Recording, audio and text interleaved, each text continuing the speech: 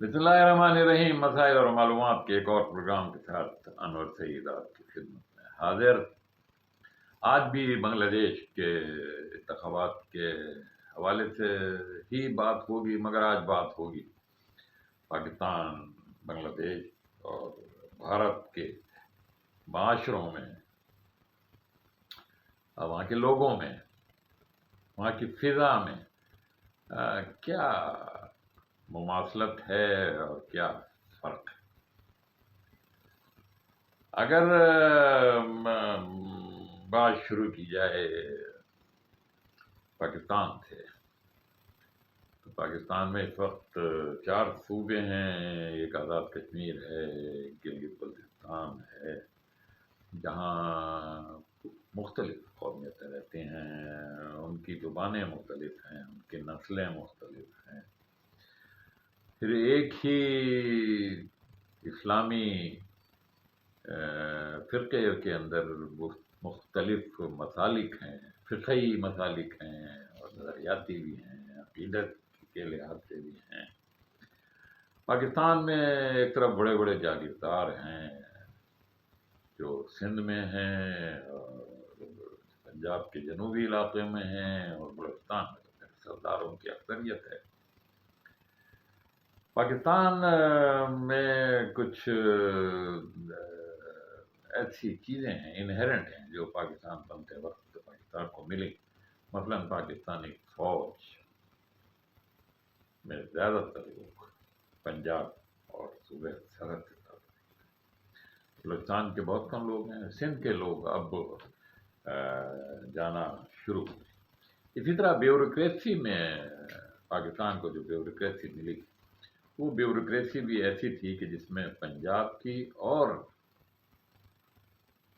سابقہ مسلم صوبے جو تھے ہندوستان کے، یو پی، سی پی اور حیدرآباد اور کیرلا، ان اور بامبے، ان کی بیوروکریسی میں اکثریت تھی۔ پاکستان کے جو موجودہ علاقے ہیں، بلوچستان اور سندھ، ان کی براہ نام۔ تو یہ پاکستان کی مختلف ہندوستان سے جو آئے ہوئے اردو بولنے والے لوگ ہیں پاکستان میں، وہ پڑھے لکھے اور نیم پڑھاکو اور پیشہ ور مزدور، مستری، چھوٹے دکاندار، یہ ایسے لوگ ہیں جنہیں ابھی تک بعض طبقوں نے دل سے انہیں پاکستانی نہیں سمجھا ہے۔ اس کے باوجود پاکستان میں جو محنت کرنے والے لوگ ہیں، خاص طور پہ کاروباری جو لوگ ہیں، بہت چھوٹے چھوٹے کاروباروں سے انہوں نے اپنا شروع کیا اور ماشاءاللہ انہوں نے بہت ترقی کی۔ اس کا مطلب ہے کہ یہاں ایسے امکانات رہے ہیں اور اب بھی ہیں کہ آدمی اگر محنت کرے تو بعض علاقوں میں محنت کا طریقہ نہیں تھا، مفت میں یا قناعت پسند تھے۔ انہوں نے ابتدائی سالوں میں کوئی خاص کوشش ترقی کے لیے کی بھی نہیں، بس وہ کہتے رہے کہ جو بھی ہمارا سربراہ ہے، جو بھی حکومت ہے، وہ جو دیتے، قناعت پسند لوگ تھے، یا سرداروں کے ماتحت تھے اور آواز اٹھا نہیں سکتے تھے۔ قبیلوں کی زندگی، قبائلی، اور یہ قبائلی زندگی ابھی تک پاکستان کے بعض صوبوں میں موجود ہے۔ مانے نہ یا نہ مانے، قبائلی رسم و رواج اور قبائلی روایات یہ اس موجودہ دور سے لگا نہیں کھاتی، اس لیے یہ صوبے ہمارے یہاں ترقی میں پیچھے رہ گئے۔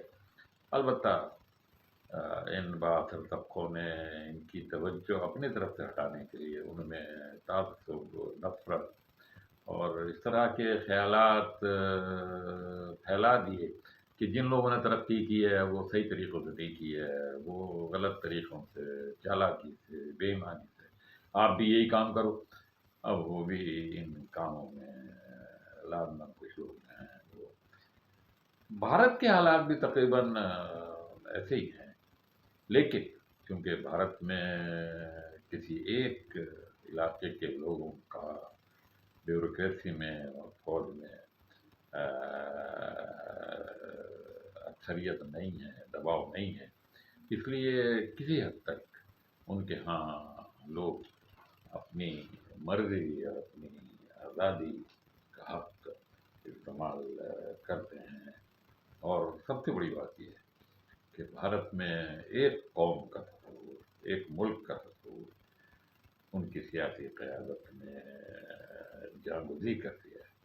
بہت کم لوگ ہیں، سوائے سکھ کمیونٹی ہے، کچھ مشرقی ریاستیں ہیں بھارت کی، وہاں ابھی تک اتنی ایک قوم ہونے کا تصور جاگزین نہیں ہوا ہے۔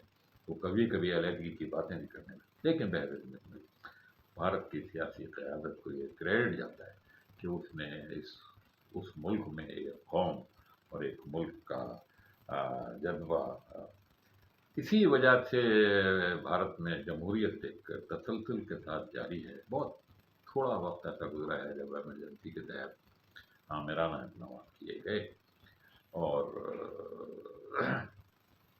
اب موجودہ حالات یہ ہیں کہ اب تعصب اور نفرت پھیلنے لگی ہے، اور ہندوتوا کے نام پر بی جے پی بھارت کے ماحول کو خراب کر رہی ہے۔ حالانکہ جو عام ہندو ہے، عام سکھ ہے، وہ نہ مسلمانوں کے بارے میں کوئی خراب رائے رکھتا ہے، برسوں ساتھ رہے ہیں، دوستیاں رہی ہیں، رشتہ داریاں رہی ہیں، ایسی بات بھارت کے بھی عام معاشرے میں نہیں ہے۔ لیکن اس وقت جو بھارتی حکومت ہے، جو اتفاق سے کافی عرصے سے برسر اقتدار ہے، وہ اس طرح کی باتیں پھیلائے۔ ان دونوں ملکوں کے برخلاف بنگلہ دیش ایک ایسا ملک ہے جہاں کی پوری قوم ایک زبان بولتی ہے، 90% لوگ ایک مذہب کے لوگ ہیں، اور جس مذہب کے ماننے والے ہیں اس کے فرقے بھی یہاں پاکستان اور ہندوستان کی طرح بہت زیادہ نہیں ہیں، تقریباً ایک جیسا مذہبی ماحول ہے ان میں۔ اور سب سے بڑی بات یہ ہے کہ تبلیغی جماعت کا بہت بڑا اثر ہے بنگلہ دیش میں۔ بنگلہ دیش میں جو تبلیغی جماعت کے اجتماعات ہوتے ہیں وہ دنیا کے بڑے بڑے اجتماعات میں شامل ہیں۔ اس کا ایک نقصان بھی ہے کہ آیا تبلیغی جماعت سے متاثر لوگ اب مسجد اور تبلیغ کے علاوہ دنیا کی عام زندگی میں حصہ لیتے ہیں یا نہیں؟ وہ وہاں ظالم کی حمایت کرتے ہیں یا ظالم کی مخالفت کرتے ہیں یا خاموش بیٹھے رہتے ہیں؟ بازاروں میں، بسوں میں، ٹرینوں میں، حکومت میں، ایوانوں میں جو برائی ہو رہی ہے اس برائی کو روکتے ہیں یا اپنے آپ کو ابھی تک الگ تھلگ رکھے ہیں؟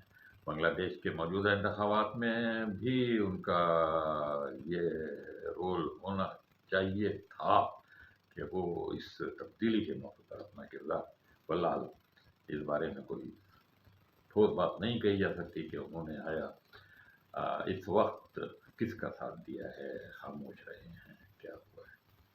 بہرحال بنگلہ دیش کے حالات بہت پاکستان سے مختلف ہیں، اور یہ بات ذہن میں رہے کہ پاکستان کے قیام میں سب سے زیادہ حصہ بنگلہ دیش کے ہے، یعنی اس وقت کے مشرقی بنگال کے، انہی کی تحریک پر یہ تو قومی نظریہ پروان چڑھا ہے، اور اسی کے نتیجہ اصل میں بنانے والے، پاکستان بنانے والے، اور وہ پھر مدارس کی، مساجد کی، صوفیوں کی سرزمین ہے، لیکن ساتھ میں انہیں اپنے سیاسی حقوق کا بھی پتہ تھا، اس لیے انہوں نے اپنے لیے ایک علیحدہ وطن کی جدوجہد میں سب سے آگے ہونے کا شرف بھی حاصل کیا۔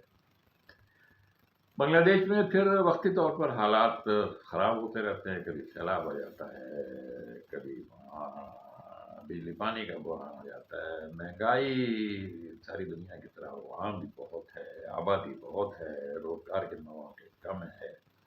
یہ مسئلے تھے، اب ہیں، دیکھیں آئندہ ان کو کس طریقے سے۔ لیکن بنگلہ دیش کا ایک سب سے بڑا مسئلہ اس کے ایک پڑوسی یعنی ہندوستان کی طرف سے ہے۔ ہندوستان یہ چاہتا ہے کہ بنگلہ دیش ان کے زیر نگین ہے، اور وہ دعویٰ کرتا ہے کہ بھائی ہم نے ان کو آزاد کرایا ہے، ہماری فوج نہ جاتی تو بنگلہ دیش تو آزاد نہیں ہو سکتا تھا۔ اور کسی حد تک یہ بات اس کی درست ہے کہ یہ بنگلہ دیش کے لوگوں سے زیادہ بھارت کی فوج تھی جس نے مشرقی پاکستان کو بنگلہ دیش بنایا۔ تو بہرحال جیسے تھا بن گیا۔ اب بنگلہ دیش کے لوگوں میں یہ احساس ہے کہ ہم جب پاکستانی اپنے بھائیوں کے غلام رہنا ہمیں پسند نہیں تھا تو ہم ہندوستان کے کیسے تھے۔ اس وقت شیخ حسینہ واجد کو وہاں سے ہٹانے میں یہی سب سے بڑا جذبہ، یہی سب سے بڑا۔ تو اب دیکھیں آگے کیا ہوتا ہے۔ اور بنگلہ دیش کے ساتھ اوپر چین بھی ہے، اور پھر امریکہ دور صحیح لیکن امریکہ کی نظریں تو پھر ساری دنیا میں ہوتی ہیں، اس کی نگاہیں لگی ہوتی ہیں۔ تو یہ امریکہ اور چین اور بھارت، ان تینوں سے بنگلہ دیش کے عوام کو ہوشیار رہنا ہے۔ کہا جاتا ہے کہ ایک جزیرہ ہے بنگلہ دیش کی ملکیت میں، سینٹ مارٹن، مشرقی سمندر میں، اور اس جزیرے پر امریکہ کی نظریں ہیں، اور وہ چاہتے ہیں کہ ہم وہاں اپنا کوئی اڈہ بنائیں، اور اس طرح سے چین پر، بھارت پر، اور مشرقی جو ممالک ہیں کمبوڈیا، لاؤس اور ویتنام، اور ان پر ہم نگاہ رکھ سکیں۔ تو امریکہ کا بھی اس میں بہت بڑا ہاتھ ہو سکتا ہے، اور وہاں جو بھی حالات ہوں ان میں۔ تو بہرحال دیکھیے آگے بنگلہ دیش کی جو نئی حکومت آئے گی، جو BNP کی حکومت ہوگی، وہ پہلے بھی ابھر آ رہے ہیں، انہیں اس بات کا احساس ہے کہ بنگلہ دیش کس نازک صورتحال سے گزرا ہے اور گزرے گا۔ دیکھیں آگے کیا ہوتا ہے۔ انور کو اجازت دیجیے، اللہ حافظ۔